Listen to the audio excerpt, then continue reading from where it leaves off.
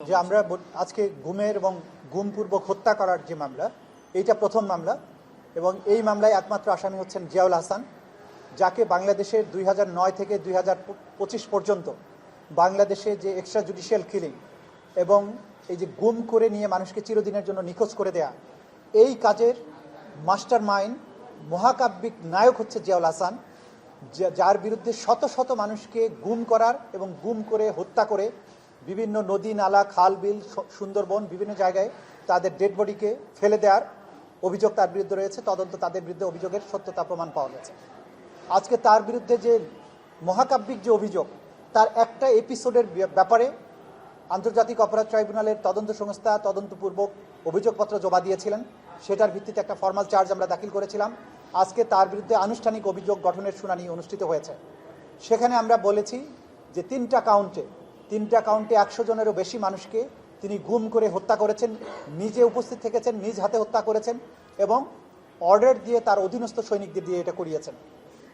তিনি যখন র্যাবের ডাইরেক্টর ইন্টেলিজেন্স হিসেবে দায়িত্ব পালন করতেন, সেই সময় থেকে শুরু করে এডিজি অফিস হয়ে যতদিন দায়িত্ব পালন করেছেন, সেই সময়কালের মধ্যে বাংলাদেশের বিভিন্ন জায়গা থেকে ভিন্ন মতাবলম্বী রাজনৈতিক কর্মী, শেখ হাসিনা সরকারের জন্য হুমকি হয়ে ওঠা ব্যক্তিবর্গ এবং এই গুম খুনের ব্যাপারে যারা সাক্ষী ছিল, যারা এগুলোকে দেখেছে, বিশেষ করে আলকাস মাজির কথা আমি যদি বলি, যে আলকাস মাজির ট্রলারটাকে সে ভাড়া করেছিল এই চরদুয়ানি হয়ে বলেশ্বর নদীর দিয়ে সমুদ্রের মোহনায় গিয়ে লোকদেরকে হত্যা করে লাশ ফেলে দেওয়ার কাজে তার ট্রলার ব্যবহার করা হতো।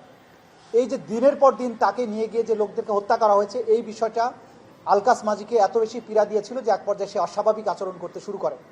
তখন তার পরিবারের সদস্যরা র্যাব 8 বরিশালে যে র্যাব 8 আছে তাদের কর্মকর্তাদের কাছে গিয়ে জানায় যে আমার স্বামীকে নিয়ে আপনারা আসলে কি করেছেন, যে সে এরকম অ্যাবনর্মাল আচরণ করছে কেন। তখন র্যাব 8-এর কর্মকর্তারা এটা জিয়াউল হাসানকে জানায় যে আলকাস তো এরকম আচরণ করছে। তখন বলছে ওকে ফিনিশ করে দাও। তার ভিত্তিতে তাকেও ধরে নিয়ে এসে ফিনিশ করা হয়।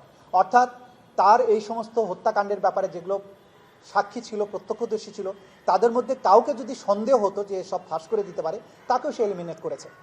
এবং আমরা আজকে আদালতে 3টা কাউন্টের মধ্যে দেখিয়েছি যে র্যাব অফিস থেকে গোপন বন্দিশালায় বন্দি করে রাখা বন্দীদেরকে জিয়াউল হাসান বিভিন্ন সময়ে তার গাড়িতে তুলে নিয়ে গিয়ে যখন টঙ্গী হয়ে ভৈরব পর্যন্ত এই বাইপাস রাস্তার মধ্য দিয়ে একদিনে সেখানে আমরা 3 জনের সাক্ষ্য প্রমাণ পেয়েছি যে 3 জনকে তুলে নিয়ে গিয়ে একটার পর একটা হত্যা করে, গুলি করে হত্যা করে নালার মধ্যে, নদীর মধ্যে লাশগুলো ফেলে দেওয়া হয়।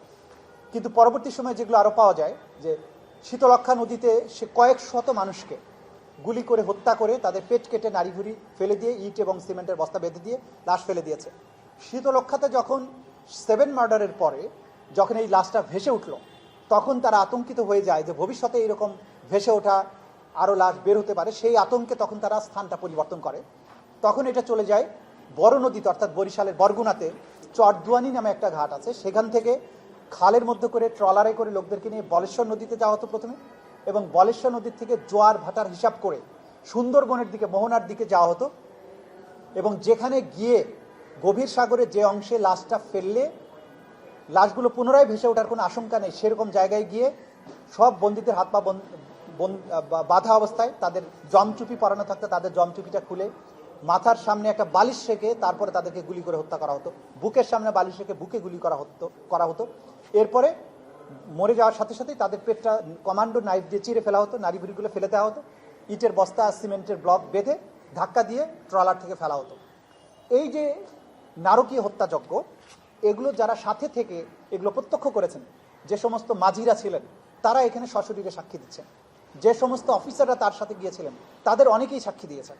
এবং এর মাধ্যমে তারা বলেছেন যে এই সব লোকদের পরিচয় আমরা জানতাম না। দেখা গেল একদিন 8-7 জন লোককে নিয়ে গেছে, তার মধ্যে 2 জনকে সুন্দরবনের ভেতরে ঢুকিয়ে আগে গুলি করে হত্যা করে ফাঁকা আওয়াজ করতো গুলি, যে এখানে অনেক বন্দুক যুদ্ধ হয়েছে। তারপরে সাংবাদিকদের নিয়ে বলেছে যে 3টা লাশ পড়ে আছে। ওই 3টা লাশ ক্রস ফায়ারে মারা গেছে বলে তারা আবার নৌকায় করে ফেরত নিয়ে এসে বিভিন্ন থানাতে জমা দিত যেগুলো ক্রস ফায়ারে মারা গেছে। কিন্তু 10 জন নিয়ে গেল, 3টা লাশ ফেরত দিল। বাকি যে 7 জন যারা বিভিন্ন স্থান থেকে যাদেরকে গুম করা হয়েছিল তাদের অস্তিত্ব যাতে বোঝা না যায়, তাদেরকে গুলি করে তাদের লাশটা সাগরের মধ্যে ফেলে দেওয়া হয়। এই জন্য আমরা বলেছি যে এগুলো অজ্ঞাতনামা। অজ্ঞাতনামা হলে অপরাধ হবে না তা কিন্তু নয়।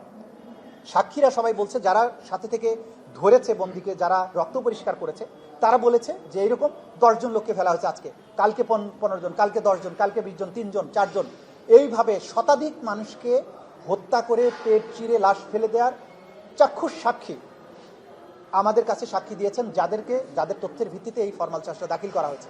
এর বাইরে 5 শতাধিক ব্যক্তির হত্যাকাণ্ড সংক্রান্ত প্রত্যক্ষদর্শীর সাক্ষী আমাদের কাছে আছে, যেগুলোর আরও অন্যান্য এভিডেন্স কালেক্ট করার জন্য আলাদা তদন্ত চলমান আছে, যেগুলো খুব শীঘ্রই হয়তো দাখিল করা হবে। আমরা আদালতে বলেছি যে গুম খুনের যে মহাকাব্যিক যাত্রা শুরু করেছিল বিগত সরকারের আমলে, সবচাইতে নিষ্ঠুরতম, সবচাইতে কুখ্যাত ব্যক্তি হচ্ছে জিয়াউল হাসান, যার হাতে শত শত মানুষ এরকম গুম হয়েছে এবং নিহত হয়েছে, যার অকাট্য প্রমাণাদি প্রসিকিউশনের হাতে পৌঁছেছে। সুতরাং এইরকম নিষ্ঠুরতম খুনির বিচার এটা জাতির স্বার্থে, মানবতার স্বার্থে এটা করতে হবে, তা নাহলে মানবতা ভুল লুণ্ঠিত হবে। বাংলাদেশের এই বিচারের ব্যবস্থা এবং এই রাষ্ট্র ব্যবস্থার প্রতি মানুষের অনাস্থা চলে আসবে যদি এইরকম নিষ্ঠুরতম খুনির বিচার না হয়। বাংলাদেশে গুম খুনের জন্য যদি একজন মানুষেরও বিচার করতে হয়, সেটা হবে জিয়াউল হাসান। সুতরাং তার বিরুদ্ধে এই ধরনের সাক্ষ্য প্রমাণাদি আমরা হাজির করেছি।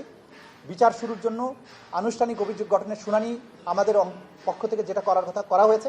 আসামি পক্ষ একদিনের সময় পেয়েছেন, 8 তারিখে তাদের পক্ষে শুনানি অন্তে আদালত চার্জ গঠনের ব্যাপারে প্রয়োজনীয় আদেশ দিবেন। অভিযোগ যদি গঠন হয়, তারপর থেকেই সাক্ষ্য গ্রহণ শুরু হবে এবং এই বিচার, বাংলাদেশে গুমের বিচার ইনশাল্লাহ হবে। যত ষড়যন্ত্র হোক, যত ধরনের পরিকল্পনা করা হোক, ইনশাল্লাহ এই সমস্ত মজলুম মানুষ যারা চিরদিনের জন্য হারিয়ে গেছেন, যাদের সন্তানেরা বাবার অপেক্ষায় আছে কিন্তু জানে না বাবা বেঁচে আছে না মরে গেছে, তারা শিশুর থেকে আজকে যৌবনে পৌঁছেছে, স্ত্রীরা বিধবা হয়েছেন কিন্তু নিশ্চিত হতে পারেননি যে তার স্বামী আদৌ মারা গিয়েছেন নাকি অন্য কোথাও বন্দী আছেন, মারা গিয়ে থাকলে কবে মারা গিয়েছেন, কোথায় তার কবর হয়েছে, আদৌ তার জানাজা হয়েছিল কিনা, যখন মারা হয় তখন তার কি শেষ কথা ছিল। এই যে অ্যাগনি, এই যে মানুষের বেদনা, এই বেদনার চির অবসান বাংলাদেশ থেকে হতে হবে। সেই কারণে আমাদের প্রসিকিউশন বা এই রাষ্ট্র এই বিচারের ব্যাপারে ব্যবস্থা গ্রহণ করেছে। বিচার হতে হবে বাংলাদেশে, এই বিচার অবশ্যই হবে এবং ন্যায় বিচার হবে। বাংলাদেশ থেকে গুম, এইভাবে চিরদিনের জন্য হারিয়ে যাওয়া, এক্সট্রা জুডিশিয়াল কিলিং, গল্ফ করা, গেস্টাপো করার মতো নিষ্ঠুর শব্দ ব্যবহার করে এই যে মানুষকে পেট কেটে পেট চিরে নদ নদী খাল বিলে ফেলে দেওয়ার যে সংস্কৃতি, বাংলাদেশে তার কবর হবে, বিচার হবে, এই সমাজ, এই রাষ্ট্র ব্যবস্থা আইনের শাসনের দিকে ফিরে আসবে। এটা আমরা কোর্টে সাবমিশন করেছি। মরা ভোলা এবং ওখানেও বললেন যে ওনারা চায় না বিচারটা হোক, বিচারটা না হোক, আবার এখানে ষড়যন্ত্রের কথা বলছে, তেমন কিছু কি চলছে আসলে? দেখুন, আসামি তারা জানে, যারা অপরাধ করেছে তারা তো জানে যে তারা অপরাধ করেছে, তারা চাইবে বিচার যাতে না হয়। সুতরাং বিচারকে পিছিয়ে দেয়া, নানান অজুহাত দেখানো, ভবিষ্যতে আমি এই দরখাস্ত ফাইল করিব, আমি এটা করিব, সেটা করব, সে কারণে আমাকে সময় দাও, মানে যেটা তার মাথায় আছে সেটার ভিত্তিতে কাল্পনিক পদ্ধতিতে তারা একটা দরখাস্ত করার কথা বলে কোর্টের কাছে টাইম চাচ্ছেন। দিস ওয়ে দ্যাট ওয়ে মামলাকে ড্র্যাগ করার চেষ্টা করছেন। কিন্তু আমাদের আইন সুস্পষ্ট যে এখানে কোনো অ্যাডজর্নমেন্টের কোনো ব্যবস্থাই নেই, আইনটা সেভাবেই সুনির্দিষ্ট করা হয়েছে। তা আমরা বুঝতে পারছি যে তারা নানান ধরনের পরিকল্পনা মাধ্যমে বিচারটাকে পিছিয়ে দেওয়ার, বিচারটা যাতে না হয় সেই ধরনের চেষ্টা করবেন।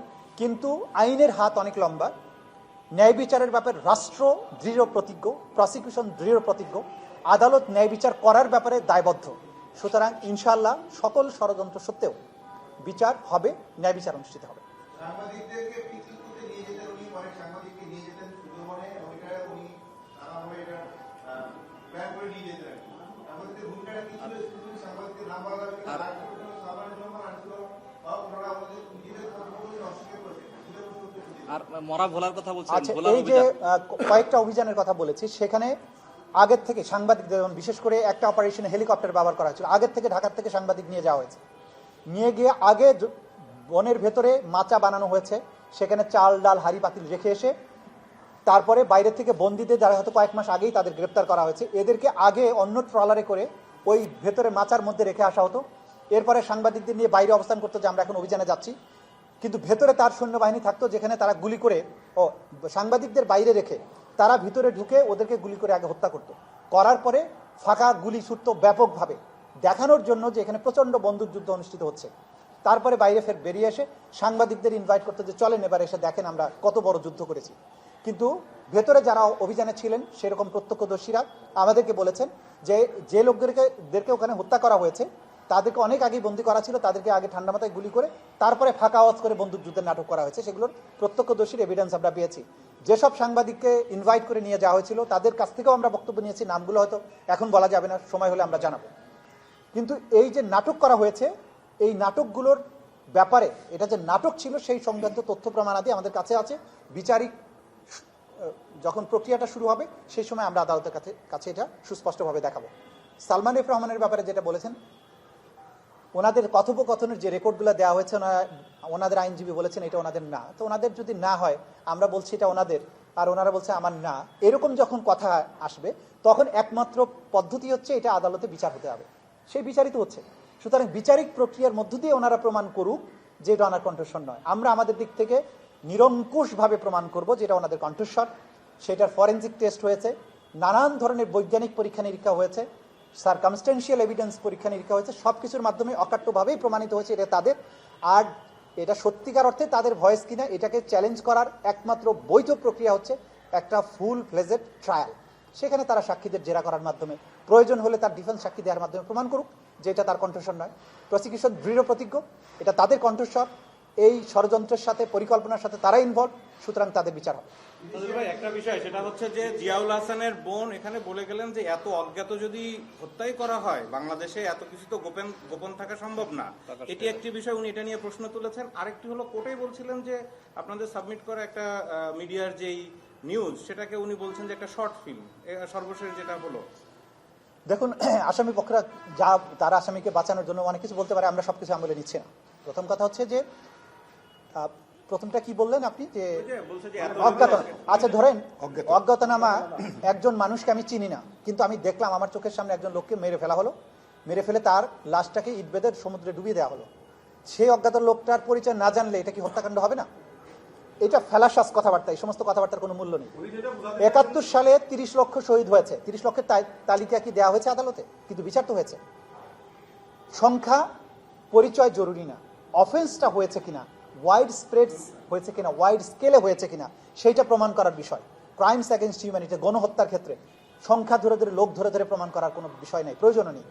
দেখাতে হবে যে এইভাবে মানুষগুলো হত্যা করা হয়েছে কিনা, সেই আইডেন্টিটি প্রমাণ করা। এটা মার্ডার বা সাধারণ মামলার মতো বিষয়বস্তু নয়। অকাট্যভাবেই প্রমাণ হবে 50 জন লোককে মারা হয়েছে যে লোককে আমি চিনি না, এইটুক প্রমাণ করতে পারলেই যথেষ্ট। সুতরাং এই যে জাতীয় আর্গুমেন্ট যারা করেন এই আইন সম্পর্কে তাদের কোনো ধারণা নেই। আরেকটা বিষয়, মাননীয় চিফ প্রসিকিউটর, আমরা তো বাংলাদেশে বিচার বহির্ভূত হত্যাকাণ্ড যেটি ক্রস ফায়ার যেমন অনেক হয়েছে, গুম হয়েছে, কিন্তু আপনারা বিচারের ক্ষেত্রে এই 2009 থেকে পরবর্তী সময় এখন পর্যন্ত বেছে নিচ্ছেন। আগেও তো অনেক ক্রস ফায়ার হয়েছে, সেগুলো কি ভবিষ্যতে বিচারের আওতায় আসবে কিনা একটু? আইন তার গতিতে চলবে। যেগুলো বিচার বহির্ভূত হত্যাকাণ্ড যদি ওয়াইড স্প্রেড এবং সিস্টেম্যাটিক হয়, আমরা বারবার বলছি, ক্রাইমস অ্যাগেনস্ট হিউম্যানিটি হওয়ার জন্য যে পদ্ধতিতে এই অপরাধগুলো হতে হবে সেগুলো না হলে আমরা আমাদের এই ট্রাইব্যুনালে বিচারের জন্য আসবে না। একটা রাষ্ট্রীয় পরিকল্পনার অংশ হিসাবে পুরো রাষ্ট্রযন্ত্র ইনভলভ হয়ে বাহিনীগুলোর মাধ্যমে সিস্টেম্যাটিক পদ্ধতিতে বাংলাদেশে গুমকে একটা কালচারে পরিণত করা ছিল। This is crimes against humanity. বিচ্ছিন্ন বিক্ষিপ্ত যদি অন্য কোথাও কোনো ক্রাইমস হয়ে থাকে, সেটা যদি ওয়াইড স্প্রেড সিস্টেম্যাটিকের ক্রাইটেরিয়া ফুলফিল না করে তাহলে বিচারের জন্য আসবে না। কিন্তু এই প্রসিকিউশনের সামনে, আমাদের তদন্ত সংস্থার সামনে যে অভিযোগ এসেছে, যা কিছু তথ্য প্রমাণাদি এসছে, এটা এই সময়ে এবং সেগুলো তদন্ত অন্তে প্রমাণিত হয়েছে যেগুলো ওয়াইড স্প্রেড ছিল, সিস্টেম্যাটিক ছিল, এগুলো টার্গেটেড কিলিং ছিল এবং এটার একটা সুনির্দিষ্ট উদ্দেশ্য ছিল। সুতরাং এইটাই ট্রাইব্যুনালের বিচার্য বিষয় বলেই সেগুলোর বিচার এখন হচ্ছে। বিদেশি আইনজীবীর ব্যাপারে যে আইন আছে, যে শর্ত আছে, সেটা মেনে যদি ওনারা পাবেন। আইনে বলা হয়েছে যদি বাংলাদেশ বার কাউন্সিল তাদেরকে বিদেশি আইনজীবী আনার অনুমতি দেন, তাহলে ট্রাইব্যুনাল সেইটা ওই পারমিশন সাপেক্ষে বিবেচনা করতে পারেন। দিতেই হবে এমন কোনো কথা নেই, ট্রাইব্যুনাল মে। সুতরাং আগে শর্ত হচ্ছে আগে বার কাউন্সিল থেকে তাদের পারমিশন পেতে হবে, দ্বিতীয় শর্ত হচ্ছে ট্রাইব্যুনাল থেকে অনুমতি পেতে হবে। তো বার কাউন্সিলের পারমিশনটা হচ্ছে প্রি কন্ডিশন, ওইটা আগে করে তারপরে ট্রাইব্যুনালে যদি ওনারা অনুমতি নিয়ে আসতে পারে তখন ট্রাইব্যুনাল বিবেচনা করবেন যে তাকে দেওয়া উচিত কি উচিত না। Thank you.